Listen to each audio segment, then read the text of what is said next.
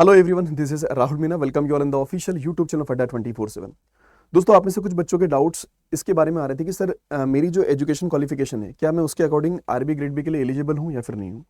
चाहे दोस्तों वो ग्रेजुएशन की बात हो या फिर पोस्ट ग्रेजुएशन की बात हो, सारे के सारे डाउट्स अपने सेशन के अंदर डिस्कस करने वाले हैं। लेकिन फिर भी अगर आपका कोई डाउट बचता है, कुछ क्वेरी बचती है, तो वो कमेंट बॉक्स में जरूर से पूछ सकते हैं। तो बिना किसी तरीके सेशन की शुरुआत करें दोस्तों। सबसे पहली चीज़ आप ये भी जान लीजिए कि आरबीआई ग्रेड बी जो है बैंकिंग सेक्टर का सबसे बड़ा एग्जामिनेशन है। इसमें हर वो चीज़, हर वो फैसिलिटी आपको प्रोवाइड की जाती है जो किसी भी एस्पिरेंट को चाहिए होती है। लेकिन दोस्तों उसके लिए आपको मेहनत भी वैसी ही करनी पड़ती है। लेकिन उसके पहले ये जो पार्ट आता है हमारे पास में कि एलिजिबिलिटी क्राइटेरिया को लेकर, है ना, तो उसकी क्लैरिटी होना बहुत ज़रूरी होती है ना। तो बिना किसी तरीके आगे बढ़ते हैं दोस्तों। देखिए, एज लिमिट के बारे में और नेशनलिटी के बारे में आई थिंक आप सभी को पता है कि आप इंडियन सिटीजन होना चाहिए मेनली।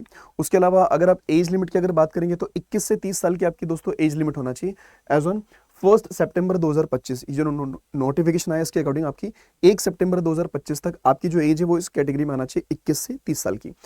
लेकिन अगर किसी कैटेगरी से आप बिलोंग करते हैं तो आपको वहां पर एज रिलैक्सेशन भी दोस्तों प्रोवाइड किया जाता है।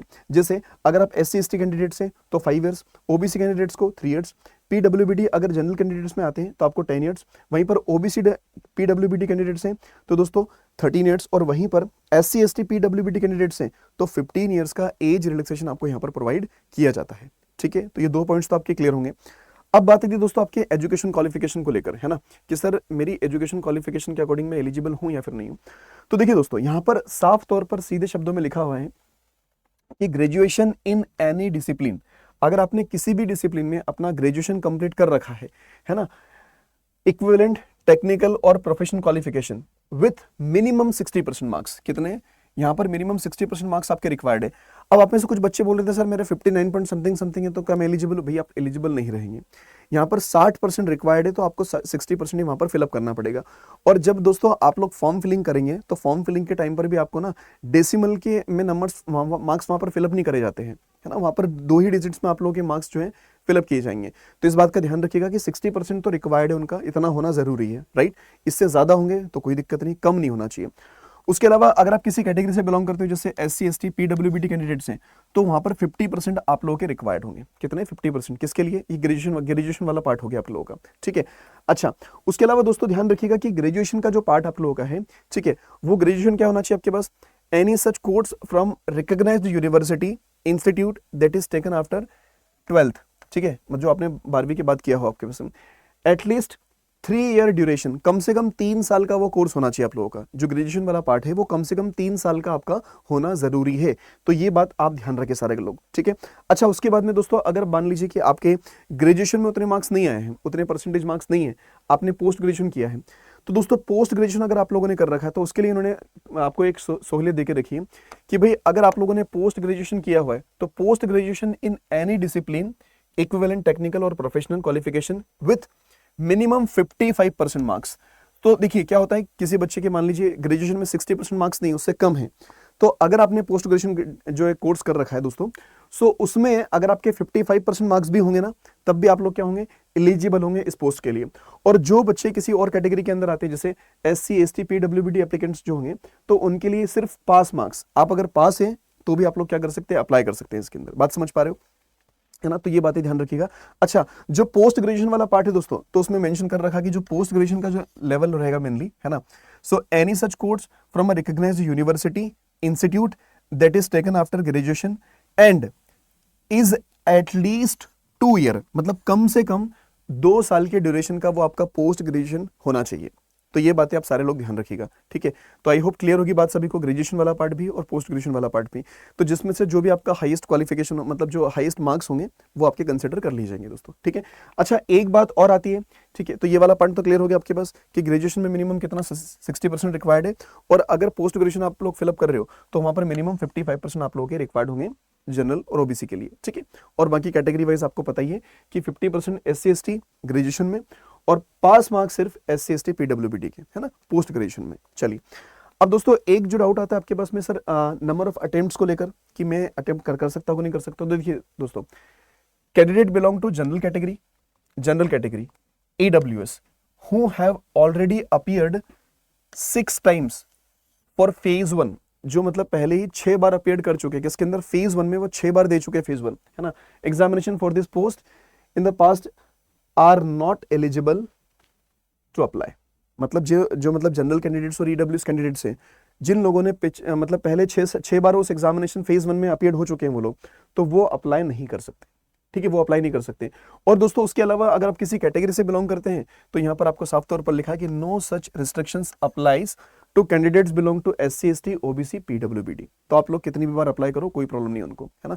तो ये बात सारे लोग ध्यान रखिएगा, ठीक है। तो दोस्तों और उसके अलावा ये चीज जो थी एक्सपीरियंस वाली की, कुछ बच्चे बोले सर एक्सपीरियंस रिक्वायर्ड है। तो मेरे भाई देखिए, ये जो RBI ग्रेड बी का जो जनरल स्ट्रीम वाला पार्ट है ना, जनरल जो स्ट्रीम में आप लोग फॉर्म फिलअप करेंगे, the bank encourage candidates with no prior experience to apply. ठीक है, किसी तरह का कोई एक्सपीरियंस आपको रिक्वायर्ड नहीं है। अगर आप प्रेशर है बिल्कुल आप लोग अप्लाई कर सकते हैं, ठीक है। तो ये चीजें हैं।